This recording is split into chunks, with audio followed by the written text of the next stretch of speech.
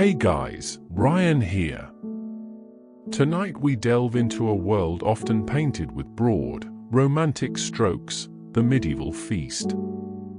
You picture grand halls, overflowing tables, and joyous revelry, don't you? Think again. Imagine stepping into one of these gatherings, the air thick with the scent of unwashed bodies and roasting meat, a faint, metallic tang of something less palatable lingering beneath. You might even find yourself dodging a stray bone flung with abandon.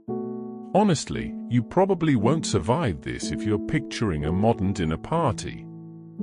Before we settle in, if this resonates with you, hit like and subscribe only if you're here for more of this vibe. Let me know where you're tuning in from and what time it is for you right now. Gently lower the lights, switch on that soothing fan breeze, and come with me as we unwind into tonight's adventure.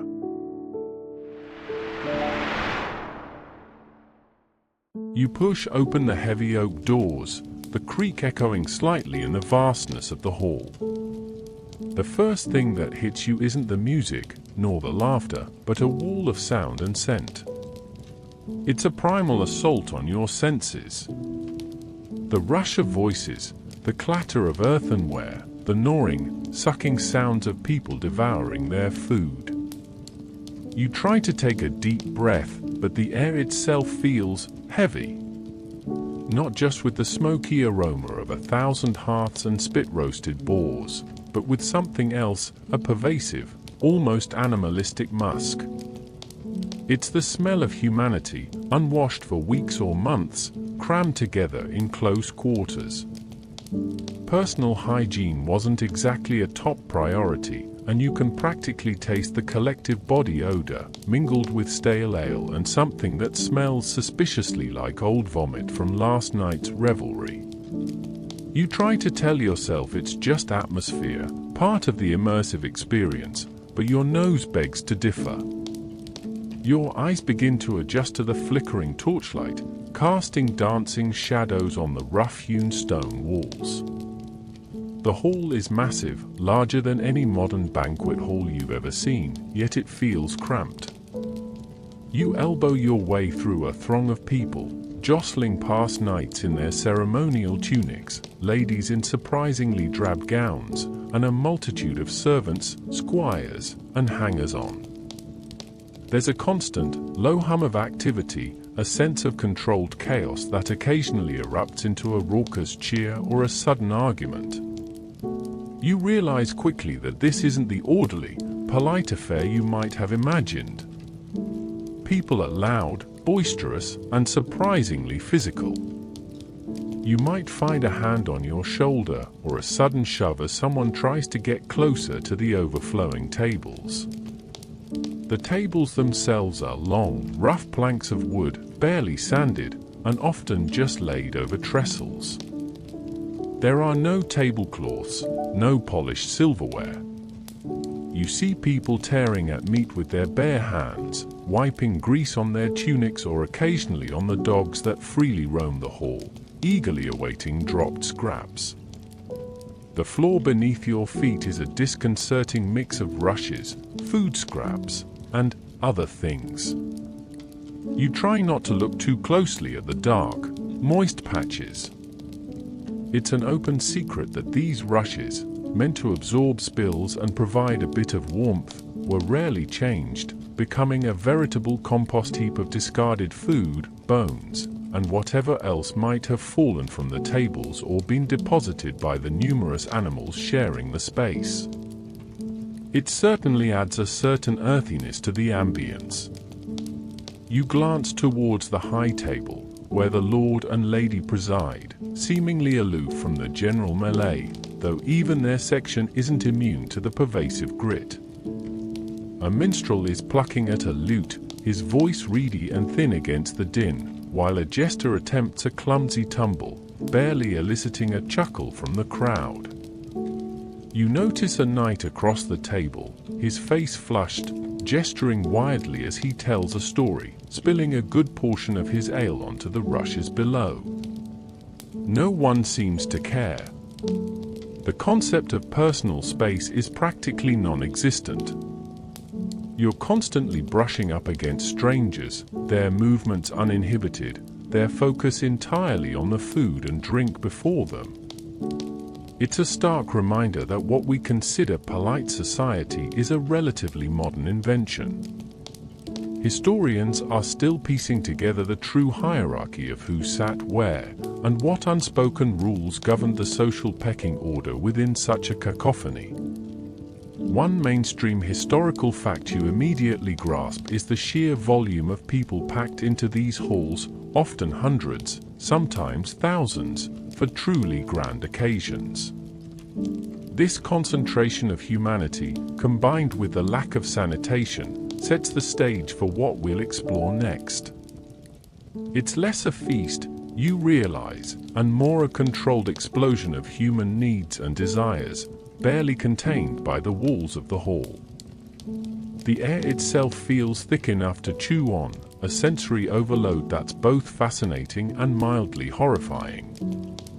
You feel a tickle in your throat, a premonition of the challenges to come. As you navigate the bustling hall, a new, more insidious realization begins to creep in. It's not just the unwashed bodies or the chaotic atmosphere, it's the invisible army swirling around you, an army of microbes and unseen threats. You eye a chunk of roasted swan, glistening with fat, but then your gaze falls to the hands tearing at it. Those hands, you've just seen them wipe sweat from a brow, scratch an armpit, or perhaps even briefly touch a discarded bone on the floor. The concept of hand washing before a meal is, shall we say, utterly foreign. Cleanliness is next to godliness, someone might say centuries later, but in this moment, it's more like cleanliness is next to impossible. You try not to wince as you see a servant, perhaps having just handled raw meat, then pick up a goblet for a noble. Cross-contamination? That's just how you season things, apparently. Think about the sheer logistics of feeding hundreds of people without refrigeration. Meat, fish, dairy, everything spoils remarkably quickly. While some preservation methods existed, like salting, smoking, or pickling, they weren't perfect. You see platters of game birds, their skin somewhat shriveled, or fish that might have been caught days ago, transported without ice. The journey from field or river to table was often long and arduous, and any stops along the way were ripe opportunities for bacterial growth. You might be offered a piece of venison, a delicacy, but you can't help but wonder how long it's been hanging, gently ripening, or perhaps more accurately, gently putrefying. There's a particular smell that accompanies slightly off meat, a faint, sweet, cloying aroma that your modern nose instinctively recoils from. You wonder how many people present have developed an iron stomach, or if they simply don't have a choice but to eat what's offered, regardless of its questionable freshness. Then there's the water. Or rather, the lack of clean drinking water. Most people drank ale, beer, or wine, not just because they enjoyed it, but because the fermentation process made it safer than plain water. The water sources, if used for drinking, were often contaminated by human and animal waste. So, while you might feel a pang of thirst, reaching for the communal pitcher of water might be the riskiest move you make all night. The ale, on the other hand, is weak by modern standards, more akin to a liquid bread, but it does offer some hydration and, crucially, a reduced risk of immediate gastrointestinal distress. Still, you see people coughing, sneezing, and wiping their noses on their sleeves. In such close quarters, with such lax hygiene, any minor ailment quickly becomes a communal health hazard. A sniffle for one is a pandemic for everyone. You notice a few individuals looking particularly pale, clutching their stomachs, but they continue to eat and drink, perhaps out of politeness, or perhaps out of fear of drawing attention to themselves. The sheer volume of food, while impressive, also presents a challenge. Leftovers were rarely properly stored. Any food not consumed immediately might be left out, exposed to flies, rodents, and further bacterial proliferation. You observe a stray dog snatching a piece of discarded bread from the floor, only for a child to pick up another piece just moments later and pop it into their mouth. It's a sobering reality check on how different life truly was.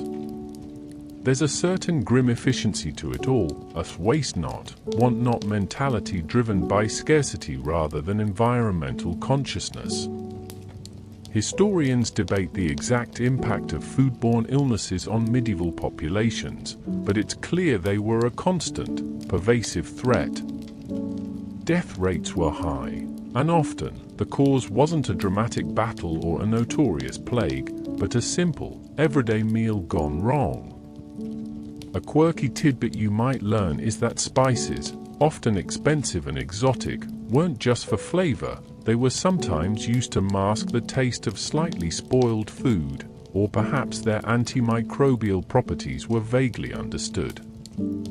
You watch as a cook liberally sprinkles pepper over a roast, and you can't help but wonder if it's for taste, or for something more practical. The feast, far from being a purely celebratory event, becomes a gamble, a test of your immune system against an array of invisible enemies. Every bite, every sip, carries a subtle, hidden risk, turning the grand hall into a silent battlefield where the real enemies are too small to see. You finally make your way to a spot at one of the long tables, managing to squeeze in between a boisterous merchant and a surprisingly quiet squire. Now, the moment of truth, the food itself. Your eyes scan the various dishes, a mix of intrigue and apprehension. This isn't your carefully curated, farm-to-table organic experience. This is medieval reality, unvarnished and often unapologetically unappetizing to a modern sensibility. You see a trencher, a thick slice of stale bread, serving as a plate. This, you discover, is your personal dining surface, and it's meant to soak up all the juices and gravies. Once the meal is over, these bread trenchers are often given to the poor or to the dogs, a rather efficient form of disposable tableware, if a bit unhygienic. The first thing presented to you is a thick, brownish stew. It's hard to discern the individual ingredients, a hearty, almost sludgy consistency. You poke at it with a knife. Forks are still a rarity, mostly used for serving, not for individual dining, and brave a small taste. The flavor is overwhelmingly gamey, perhaps with some root vegetables, but there's a strong, almost metallic aftertaste. You realize that seasoning as we know it is rudimentary.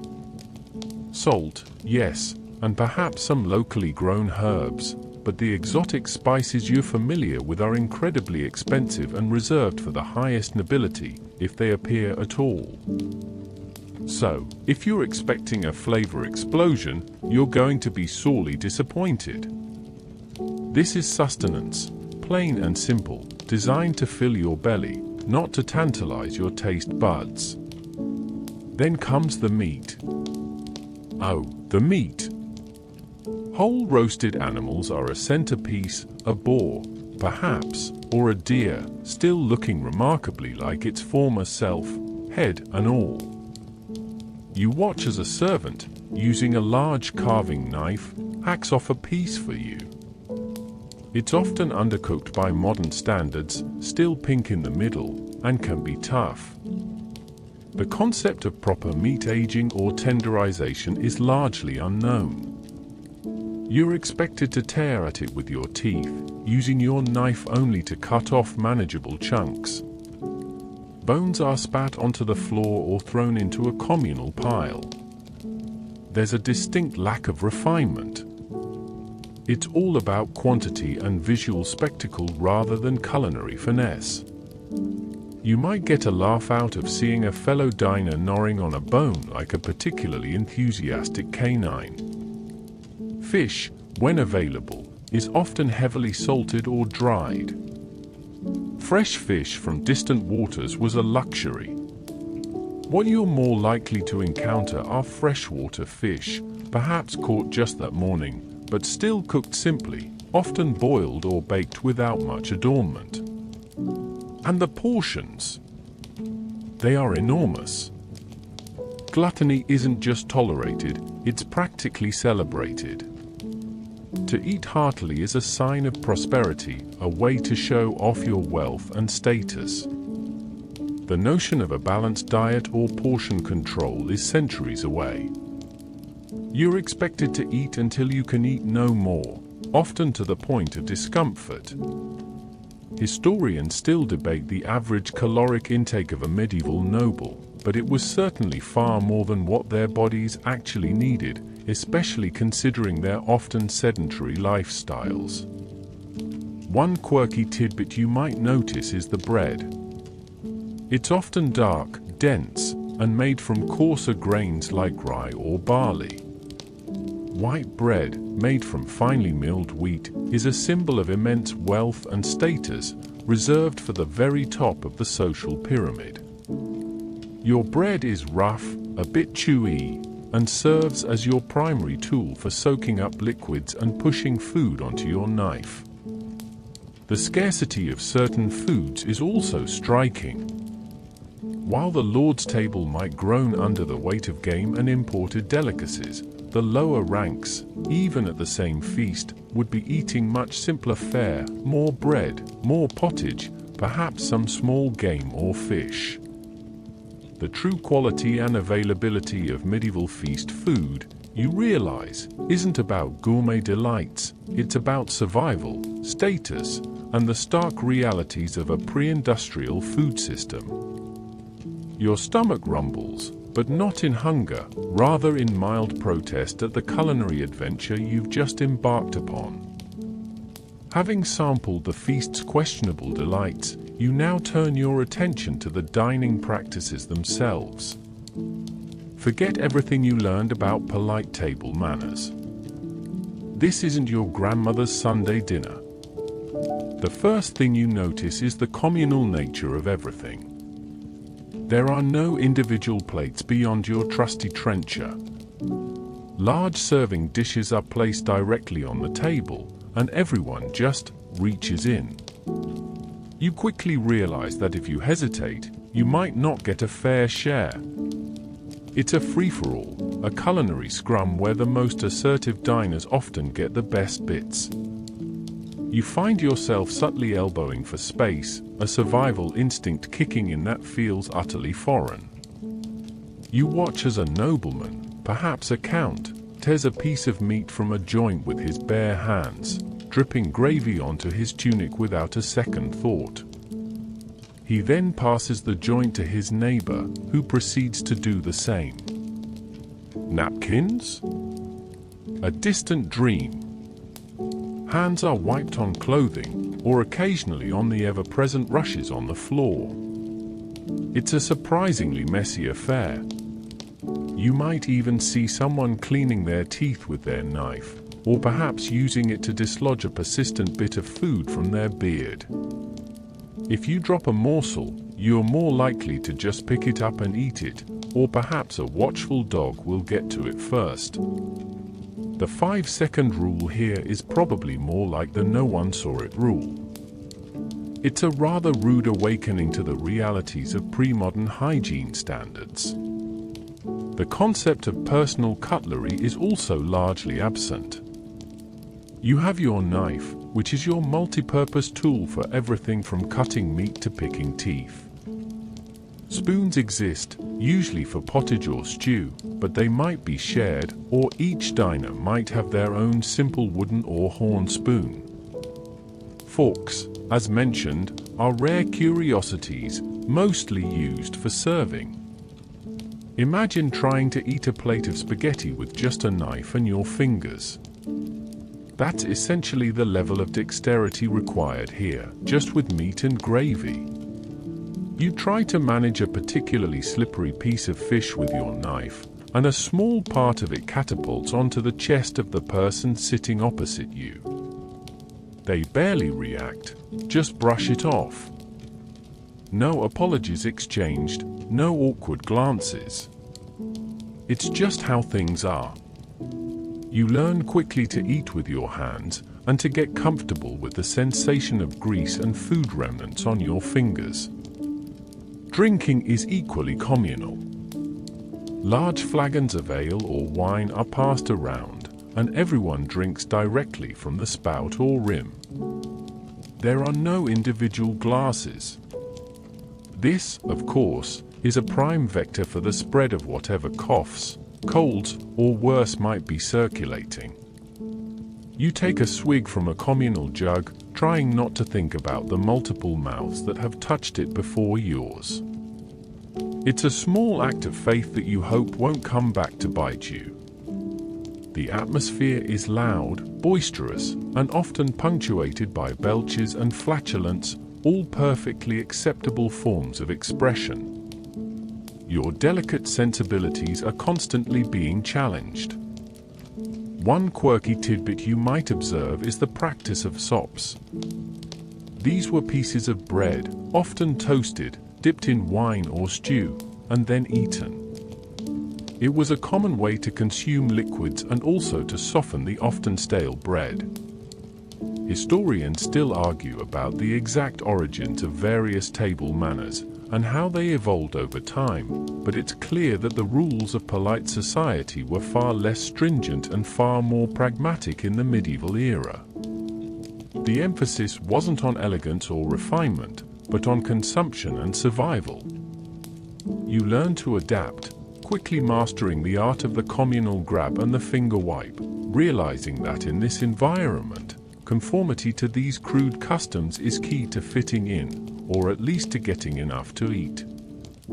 It's a messy, loud, and utterly unrefined experience, but undeniably a practical one for the times.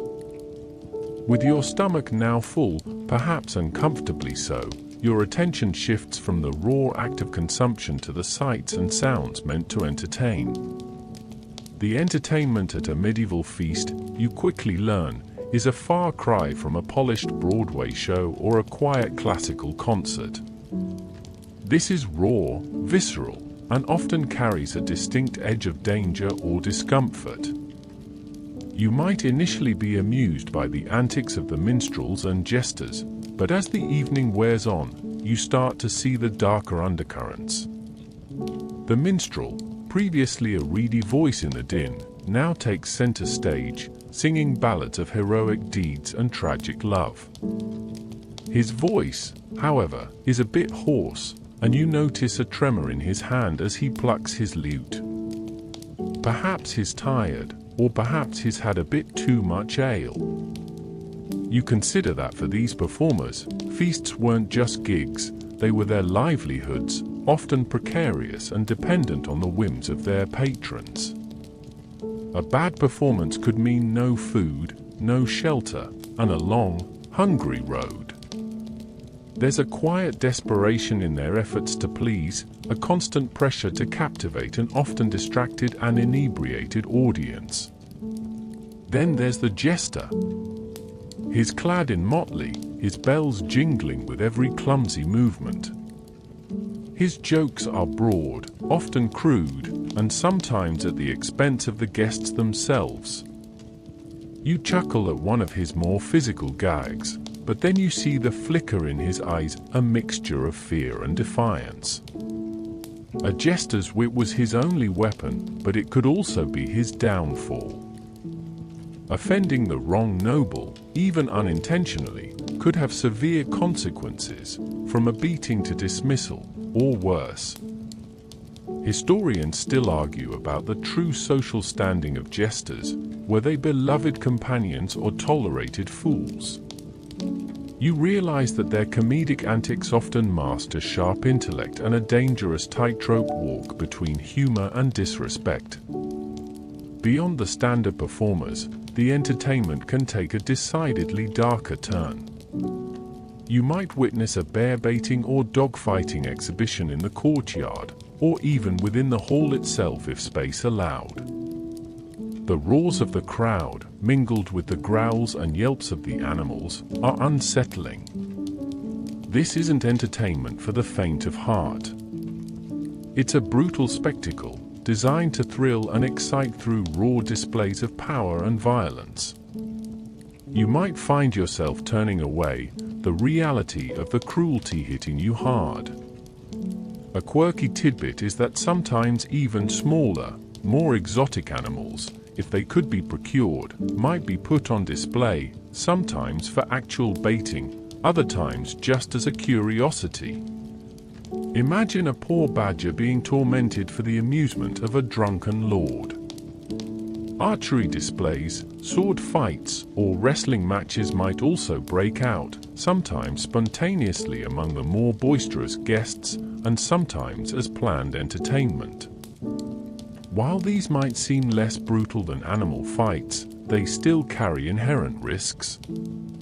A misstep, a clumsy thrust, and a genuine injury could occur. The lines between play and peril are often blurred. You see a group of knights engaged in a mock duel, their blunted swords clanging, but the force behind their swings suggests that a real blow could easily break bones. The tension in the air is palpable. It's a constant reminder of the physical realities of the time, where life was often cheap and pain a common companion.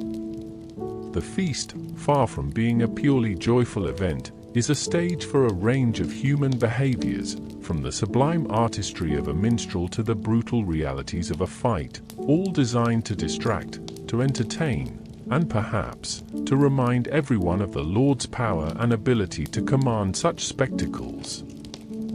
As the feast wears on, and the tables are progressively stripped of their edible contents, you start to notice the aftermath. It's not just the scattered bones and discarded trenchers, it's the sheer scale of the waste. In a world where food was precious, medieval feasts produced an astonishing amount of refuse. You observe servants, or perhaps even the lowest-ranking guests, beginning the grim task of clearing. Trencher breads, soaked with gravy and bits of meat, are gathered. Some are given to the poor waiting outside the hall, a form of charitable giving, though often a rather meager one, while others are simply tossed onto the ever-growing pile of floor debris. Think about the sheer quantity of animal remains. Bones of roasted boars, deer, swans, and countless smaller birds are everywhere. These aren't just small, neat chicken bones, they're substantial, often still bearing scraps of meat or gristle. These bones, along with other inedible bits like entrails from the preparation, would be thrown into a communal waste pit or simply left to accumulate on the floor, gradually becoming part of the organic layer beneath the rushes. The smell, already potent, now gains an added dimension of decay.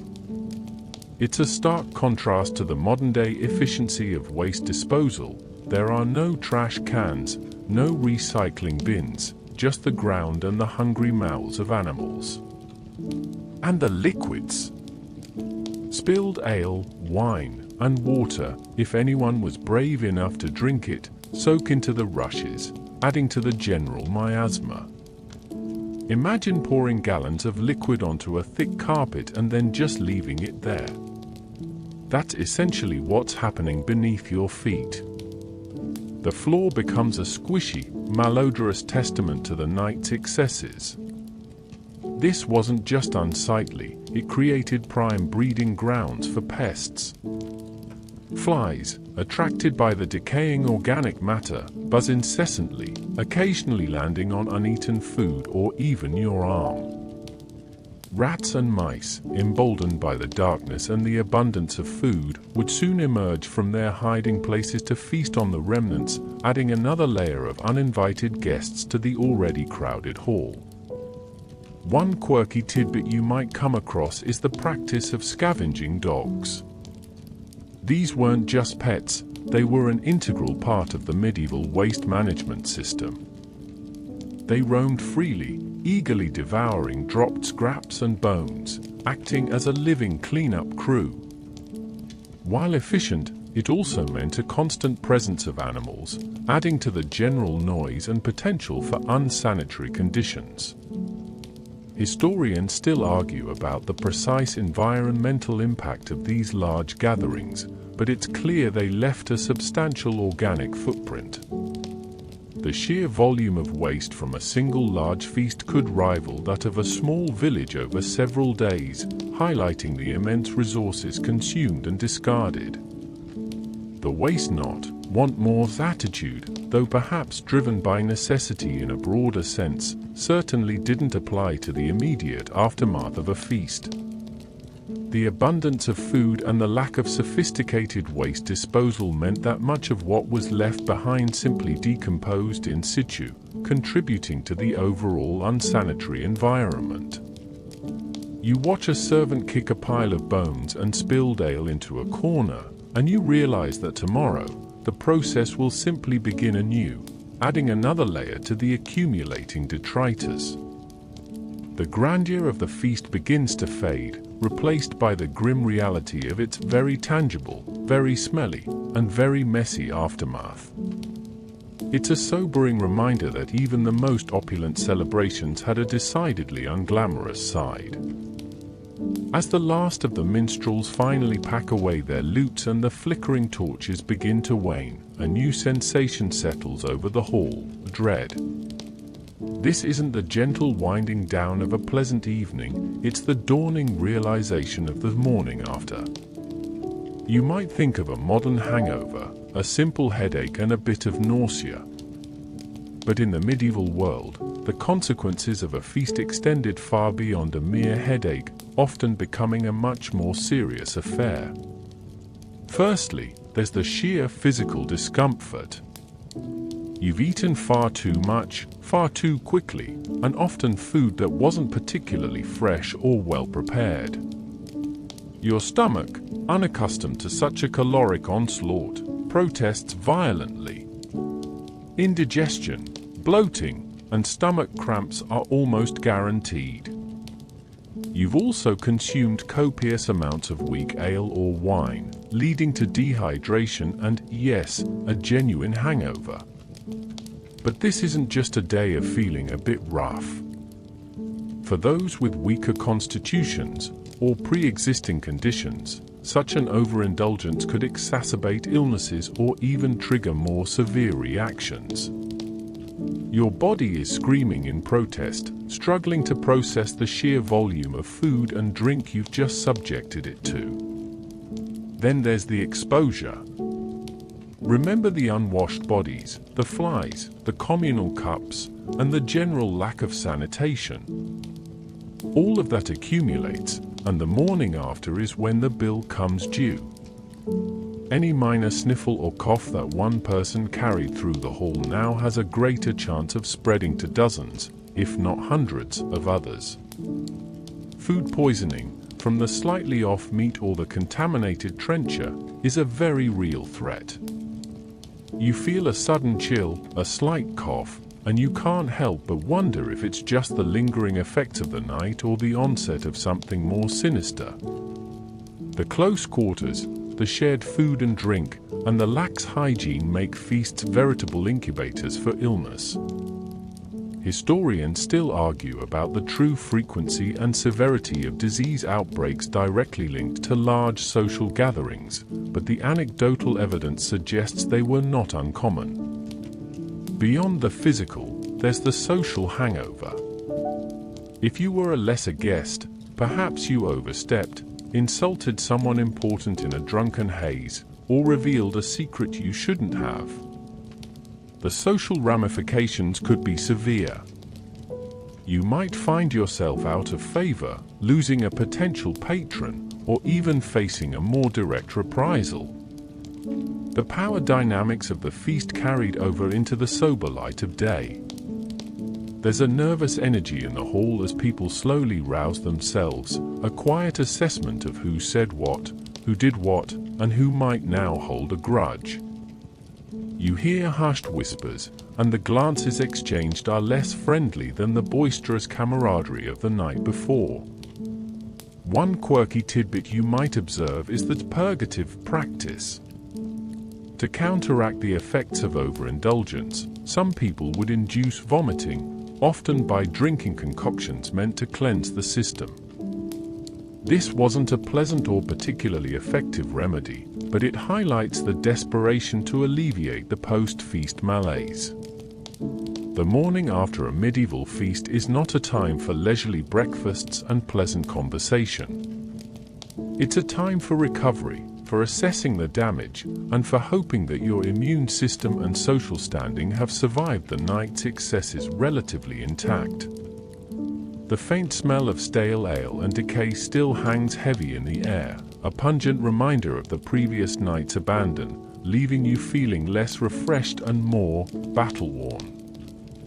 As you slowly rise from your uneasy slumber, the lingering taste of stale ale in your mouth, you begin to grasp another, far more insidious aspect of the medieval feast. It was a stage for power plays and silent, deadly plots.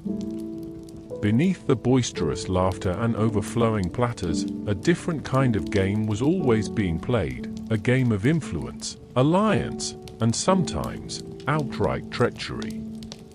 You remember seeing the Lord, seated at the high table, his eyes constantly scanning the room, not just for missed entertainment, but for subtle cues, whispers, and the reactions of his key vassals. Every smile, every toast, every slight glance held potential meaning. Think about the sheer vulnerability of the occasion. Everyone is consuming large quantities of food and drink, their senses dulled, their guard lowered.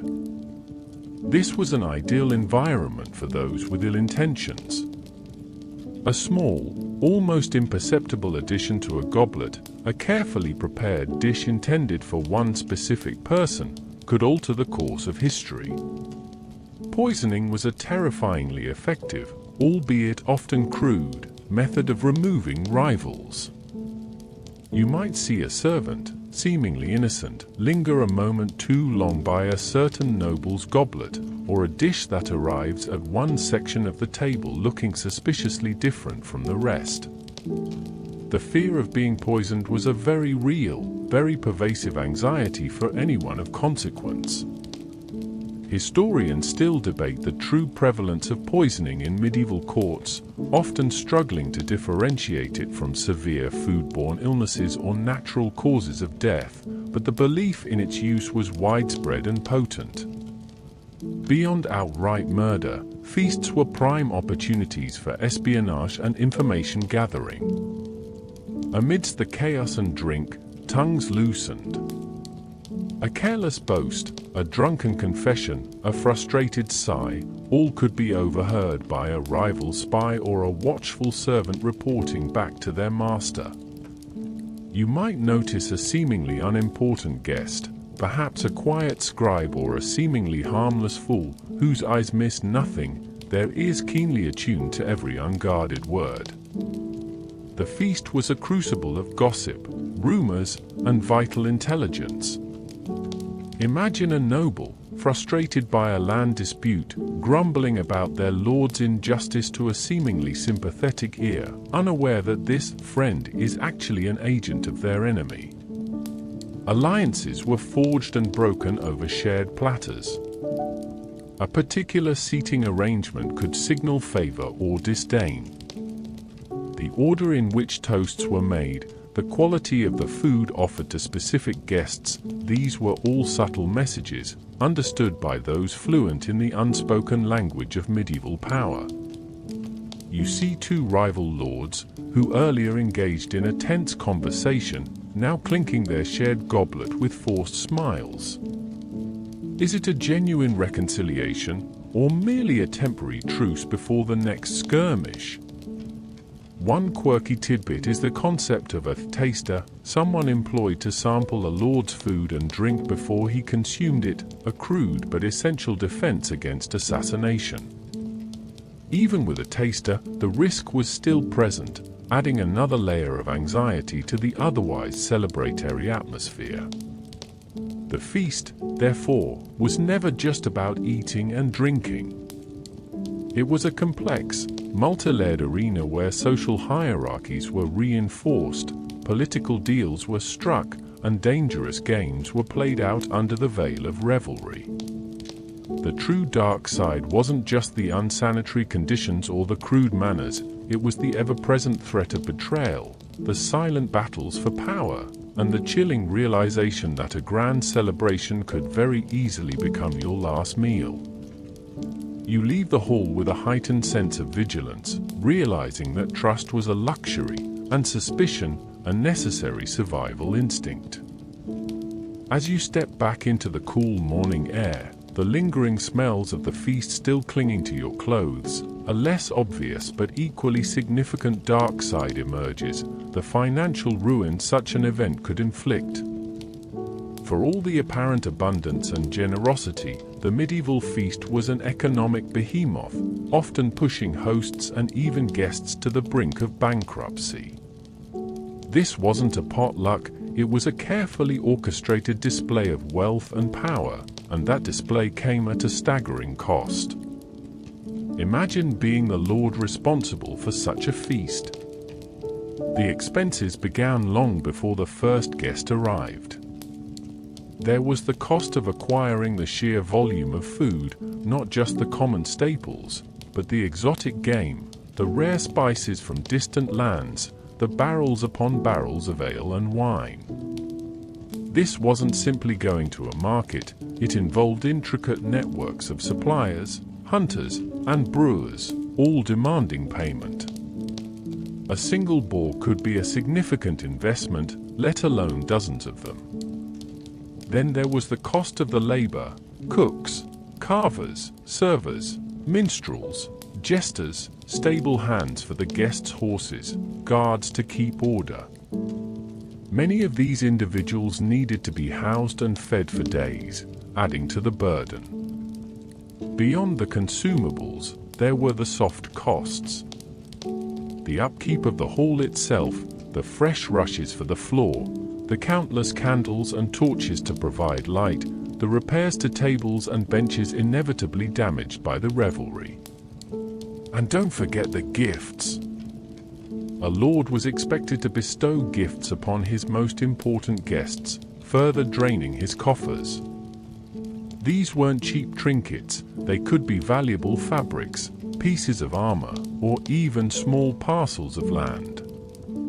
The pressure to outdo previous feasts, or the feasts of rival lords, was immense, creating an escalating spiral of expenditure. Historians still debate the exact economic impact of these events on a lord's annual budget, but it's clear they represented a substantial, often crippling, outlay. Even for the guests, attending a feast wasn't free. If you were a knight or a minor noble, you were expected to arrive with your own retinue of servants and squires, all of whom needed to be fed and housed, either by the host or at your own expense in the surrounding village. Travel itself was costly and dangerous, involving provisions, protection, and often tolls. Then there was the expectation of bringing a suitable gift for your host, another significant expenditure. And, of course, the gambling. You might have seen dice games or card games, if they were known at the time, being played in quieter corners, with significant sums changing hands, further depleting the pockets of less fortunate players. A quirky tidbit is that some lords would even lease out their halls for feasts to wealthy merchants or guilds, allowing them to recoup some costs while still maintaining their social standing. The financial strain could last for months, sometimes years, after the feast itself. It could lead to increased taxation on the lord's peasants, pushing them further into poverty, or force the lord to take out loans, often at exorbitant interest rates. For a noble, a feast was a statement, a demonstration of power and prestige, but it was a statement bought at a very high price. It was a gamble, a risky investment in social capital that, if unsuccessful, could lead to a loss of face, influence, and ultimately, financial ruin. The grandeur you witnessed, you now understand, was built upon a foundation of immense, often unsustainable, expense, highlighting the true cost of medieval excess.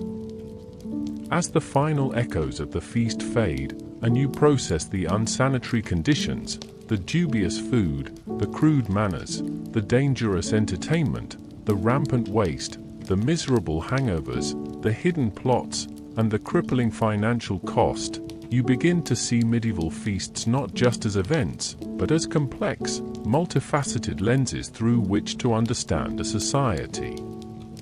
Beyond the sheer gluttony and spectacle, these gatherings reveal profound truths about power, hierarchy, survival, and the very human struggle against a harsh world. You realize that a feast was, first and foremost, a display of power.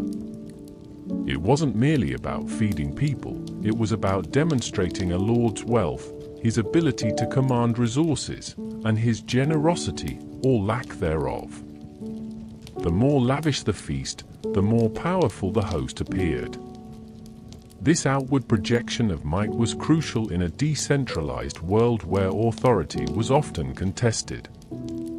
The sheer quantity of food, the exotic nature of the dishes, the number of entertainers, the multitude of guests, all served to reinforce the lord's dominance and cement his position at the top of the social pyramid.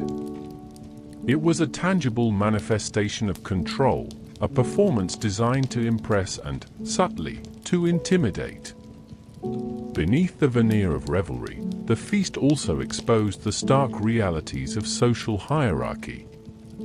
The high table, laden with delicacies, versus the rougher fare at the lower tables, the fine clothing of the nobles contrasting with the drab tunics of the commoners, the constant deference shown to the lord, every element of the feast reinforced the rigid social structure of the time. It was a microcosm of medieval society, where everyone knew their place and deviations were rarely tolerated. Even the way food was served, from the lord down, was a ritualistic affirmation of who held the most power and who was dependent upon their benevolence. Historians still argue about the true degree of social mobility during the medieval period, but looking at a feast, you'd be forgiven for thinking it was utterly static. Furthermore, these feasts highlight the medieval understanding of survival and celebration. In a world constantly battling famine, disease, and conflict, a feast was a temporary reprieve, a moment of excess in an otherwise lean existence. It was a way to celebrate successful harvests, military victories, or important alliances.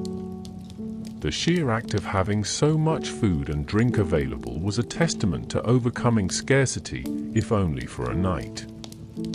It was a way to momentarily forget the hardships, to revel in abundance, even if that abundance carried its own set of hidden dangers. A quirky tidbit you might learn is that some monasteries held feasts of fools where traditional social roles were temporarily inverted, offering a brief, controlled release of social tension, yet even these events, with their playful chaos, ultimately reinforced the underlying order. Ultimately, the dark side of medieval feasts isn't just about the grime or the grossness, but about the profound societal implications embedded within them. They were crucibles of power, mirrors of hierarchy, and stark reminders of a world where life was often short, brutal, and deeply interconnected with the land and its unpredictable bounty. You leave with a sense of the immense chasm between your own understanding of comfort and hygiene, and the raw, often dangerous, realities of medieval life. The grandeur and romance you initially envisioned have been peeled away, revealing a fascinating, if somewhat unsettling, truth. The sounds of the feast fade completely now, replaced by the gentle hum of your own space. The flickering torchlight gives way to the soft glow of your bedside lamp, and the clatter of bones to the quiet rustle of your sheets. You can almost feel the softness of your pillow, a stark contrast to the rough rushes you imagined. The smells of stale ale and unwashed bodies are gone, replaced by the clean scent of your room and the distant murmur of modern life. Let the images of the grand halls and crude feasting soften around the edges, becoming a quiet, curious whisper in your mind. The grit and grime recede, leaving only the fascinating echoes of a time long past. You're safe and warm, far removed from the challenges and dangers of that distant era. Allow your thoughts to drift, to settle into the comfort of your own bed, knowing that the medieval feast, in all its messy glory, is now just a story, a vivid journey you've taken from the safety of your dreams. Close your eyes, let go of any lingering unease, and sink deeper into the quietude of the night.